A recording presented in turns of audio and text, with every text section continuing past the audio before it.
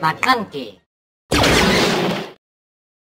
Welcome to Round 1 Swiss of the SGC Atlanta Star Wars Unlimited 2K, brought to you by Maclunky Gaming. We apologize for the early missing footage due to technical difficulties. Today, we have CaptainCarl battling Blake to start the tournament off. Joining us with expert commentary are Tower Number 9 and Endless. Enjoy the match.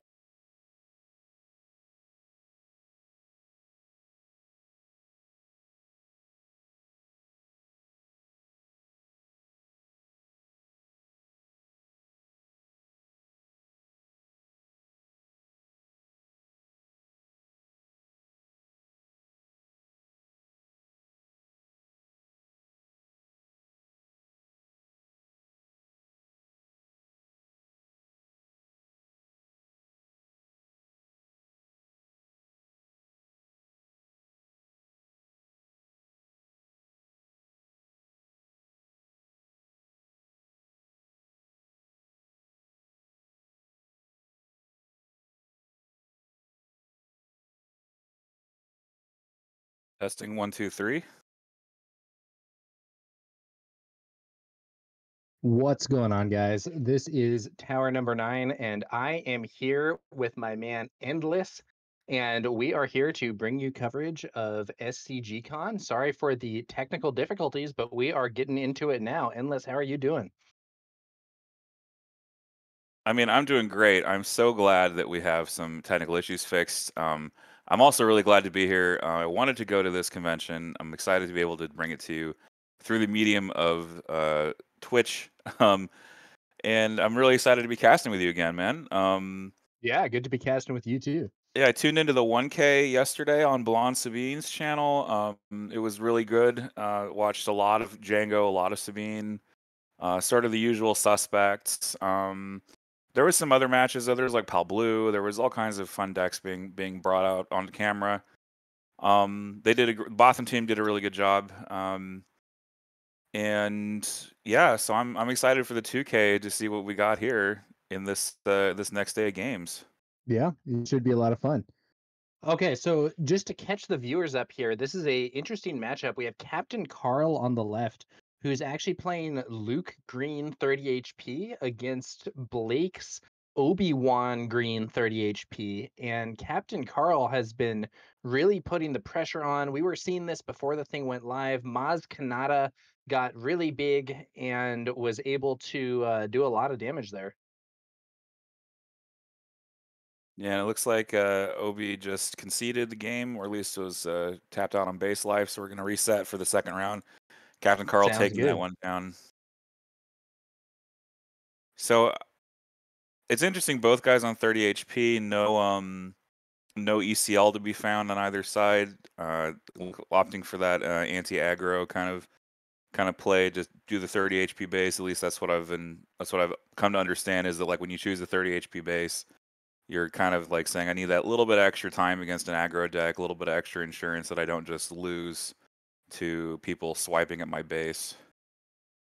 Yeah, I think that's quite an apt read on it, Endless. I think that we do see some people who have opted to play the Energy Conversion Lab or Tarkin Town or similar because they think that they can make up for the 5 HP loss on that base by getting big value out of some ambush or the Tarkin Town combined with some ping ability to remove aggro's early units. But in general, higher HP is better against those aggressive builds. It's an interesting matchup here. We've got Obi-Wan. So Obi-Wan is just a big old brick when he comes out on the board. I was thinking about, Luke versus Obi. But Luke being able to give a shield to any other unit when he's attacking, that's just such a strong ability to like negate one of your opponent's attacks into your units and just like challenge them and say, you need to hard remove this to do it in one action. Pretty good play here. Or pretty good or strong play, I'm trying to say, from the Luke. Man, Obi-Wan, but still Obi-Wan, like I said, he's a brick when he comes out. He's 4/7 with Sentinel. He can damage. Yeah, something and heal something. Obi-Wan, that Sentinel ability is really good on a leader, in my opinion. Absolutely, and especially with what Obi-Wan wants to do, which is kind of stall. he's like stalling to the late game, and a lot of these like blue green hero decks, they play some kind of acceleration, whether that's resupply, alliance dispatcher. They're trying to accelerate into sort of the later game. They're kind of I would call them a heavy mid range because they're trying to get to Yeah. 6 and 7 as quick as they can. But they don't really have the kind of sticking power of a control deck because Yeah, they don't have the super inevitability that you can get with cards like Avenger, Supreme Leader Snoke. The top of the curve for these builds is often at 7 or 8, depending on if you're running. Probably it's at 8, with Home One or Redemption Medical Frigate.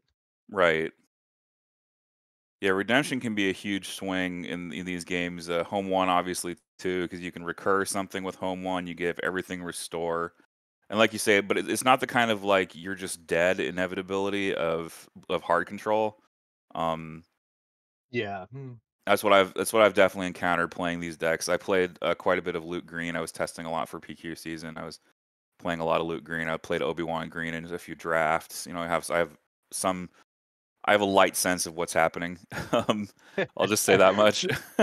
So, as someone who's played Luke Green Endless, what's your sense of the deck's game plan in this Obi-Wan matchup? Do you think the aggressive sort of gameplay we saw early on is the type of thing that you go for with that build?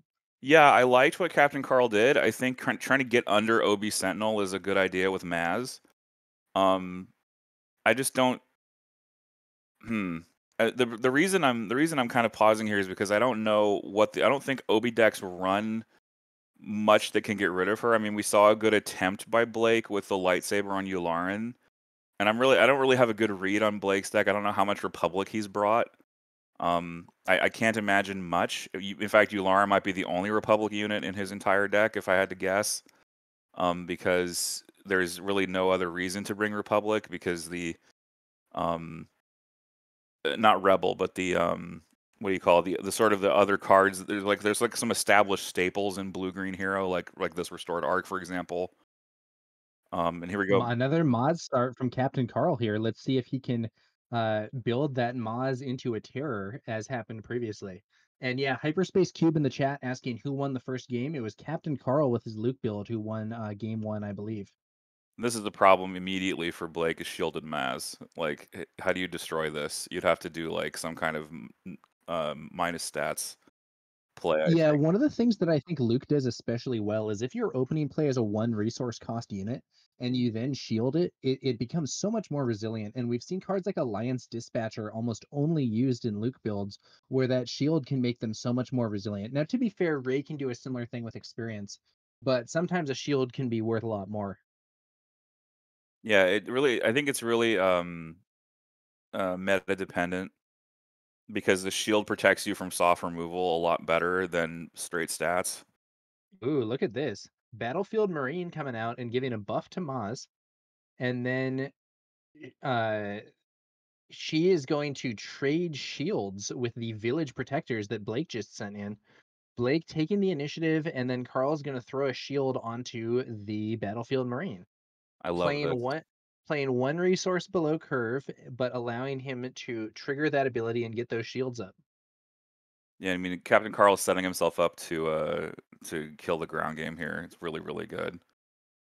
Plays Now, if for you're him. Blake here, Endless, do you just attack with your village protectors to clear Maz before she gets bigger? Oh, absolutely. I would do that. Like that's your answer to Maz. If you can kill Maz, I think you kill her. She's one of those cards that like demands an answer. Like if you let her live, she'll just run away, and she'll become this burgeoning problem throughout the game.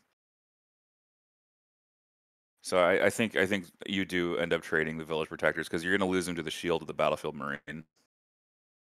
Yeah. Now, the question is, if he has some buffs, and we do know that he has cards like Jedi Lightsaber in his build, do you try to buff first to then clear out Maz and keep your unit alive? It's a little risky though, because what if it goes out of control? And we see that Jedi Lightsaber in the hand. Oh, but what's this? Huh. Attacking with the restored arc for no Res- restore.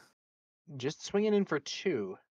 I'm not sure Huh. I love this because now the battle, yeah, that's what we see from Carl. The Battlefield Marine trades that shield. Maybe Blake has another answer to Maz. No, it's a Kanan Jarrus here. No, it's Kanan. Yeah, Kanan again will not heal. He'll mill, but he won't heal. Yoda on the field buffs Maz. Now it does look like Kanan's probably going to be able to kill Maz because I don't think. Yeah, it looks like she's just going to be a 3/3, and Carl will probably use his remaining resource to shield Yoda here. So I think the Doom scenario where Maz goes way out of control after a bunch of 1 and 2 cost units are played doesn't look like it's going to be the case here. Yeah, and I mean, I think also Kanan is setting up for maybe Jedi lightsaber as well. Oh, yeah, that's a good point. We saw that Jedi lightsaber in Blake's hand. Maybe he's thinking, I could play this on the village protectors, but I may as well instead put it on this Kanan, get that force synergy going, and really become a huge threat. Right, and Kanan can also a lightsabered Kanan can also not he can't fully answer a Luke deploy. Actually, no, he can because of the Yeah, negative he two. can. He The can so he minus can two. answer Luke deploy. Yeah. So maybe he's like thinking a couple turns ahead here. No, his Kanan just goes straight into Maz. He doesn't even need the he doesn't even really need the minus two also because it is just like hit for 7. But Oh, it's it is 7. Yeah. yeah, it's Yoda needs the minus two. But he's Right. not gonna play Got out it. the saber, he's just gonna kill Maz. The problem with this is now Yoda can take out Kanan in exchange for that shield. The shields from Luke's leader ability have been really valuable for Captain Carl this game. Yeah, he shielded 3 times and all Ooh, 3 resupply. shields. Oh wow. Okay. So Obi-Wan's gonna take the field here, I think. yeah, Obi's gonna come out. He's gonna sentinel against this ground board.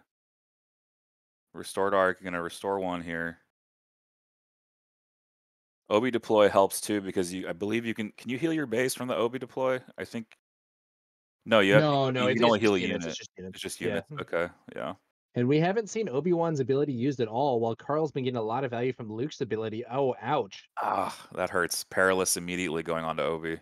Yeah, Carl plays a Exhausting Battlefield Obi. Marine. Blake deploys Obi-Wan only to have him immediately hit by Perilous Position. Perilous Position, probably one of the most widely played cards from Twilight of the Republic. That -2/-2 and the exhaust, really strong. And I think for a lot of decks, it has replaced Make an Opening, which was already seeing some play for that -2/-2. But the heal on Make an Opening is a lot more conditional, I think, relative to the exhaust on Perilous Position in terms of getting bonus value. Yeah, I've just found Perilous to be so annoying to deal with to the point where like I might even spend a Fang Fighter on it. Like Yeah. it's just so nasty, and the -2 is a brutal like kind of lingering after effect. Yeah, I actually think that the Perilous Position has been such a good card that I think some people have been playing Razor Crest with the goal of playing Perilous Position to kill something and then using Razor Crest to get that Perilous Position back and play it again. Oh yeah, it also like so it's one of those cards that's like it's valuable enough that upgrade recursion is ideal. Oh, he's putting the Ooh, saber on Jedi Obi. lightsaber on Obi-Wan. Does Captain Carl have a rival's fall? That would be the ultimate answer here. He doesn't, but he has an Obi-Wan of his own. Yeah. Now, Unit Obi-Wan here is a Sentinel. If Blake attacks into it, he will kill it in 1 hit thanks to the -2/-2 from that Jedi lightsaber. But the Obi-Wan will do 2 damage in return and will also be able to buff Yoda and draw a card, or maybe buff Luke if Luke is deployed before then. Luke hitting the field.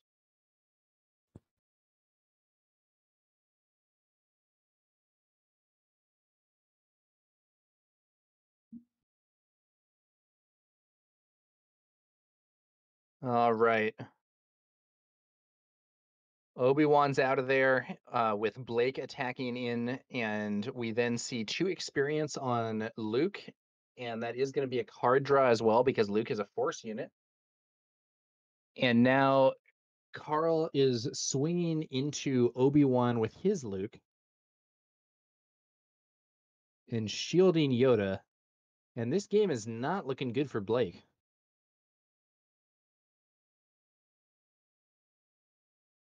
Yeah, Blake is out of board. You've got a shielded Yoda, a pumped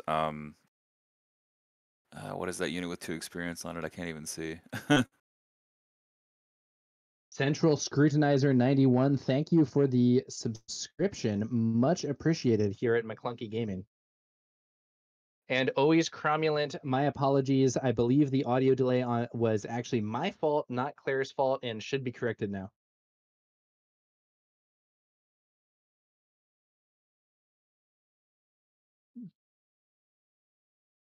All right. Well, we are looking at the next turn here, but it is not a board state that you want as Blake. However, he does have one really useful asset, which is that I see in his hand on the right there, Luke Skywalker Jedi Knight. But what ground units are available to trigger the -6/-6 is my question. Yeah, -3 so helps right still. now that the Captain Carl's Luke has 4 HP left. Oh, so So he's past the that's break kind of an point. awkward number here. Yeah, because Luke's ability is only going to give -3/-3 unless Blake can somehow find a way to lose a unit. So he could play Luke and kill the battlefield Marine, but I think he would much prefer to either kill his opponent's leader Luke or kill Yoda through the shield.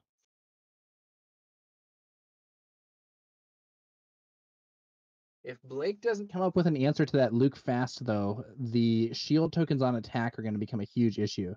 Oh, and it looks like we're seeing a regional governor hitting the field. Huh. What do you think he named there? Maybe Big Luke?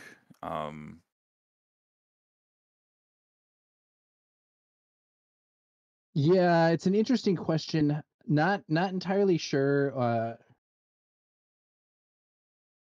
It Jedi looks like lightsaber on on Carl's Yoda. side of the board, we are going to see a Jedi lightsaber on Yoda.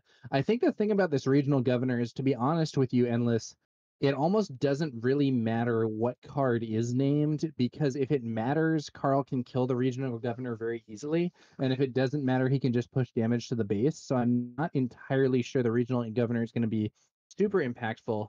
But I guess it mattered enough that it made Blake, or it made Carl swing on in with Yoda. So I guess he named something good. And he, gets to not take 5 damage on his base. That's not terrible. Yeah, I mean that avoids some clock there. He does also now have a dead unit for potential Luke, but I don't think he quite has enough resources.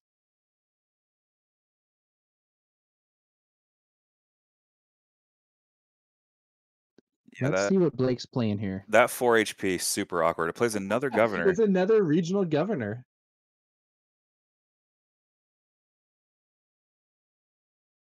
I wonder what he's naming with these. Luke is not going to bother trying to clear out that second governor, though, just swinging it directly to the base and using that on attack ability to give a shield token to the battlefield Marine.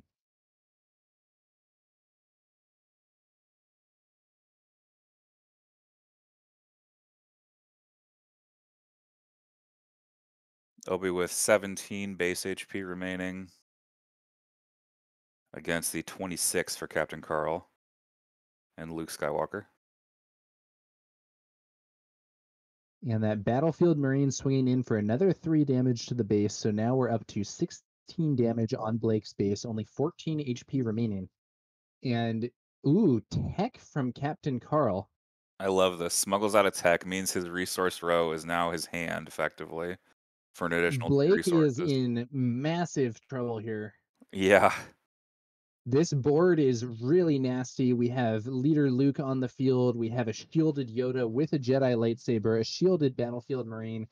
And to make things even worse for the Obi-Wan player, tech there, like you said, Endless, giving Captain Carl a huge number of options from that resource row. So if I'm Blake right now, it's like out of aspect super laser blast. Like, I don't know. Yeah, I mean, I don't know, if man. he had that, it would be pretty sweet here. Yeah. I'm just trying to think of answers.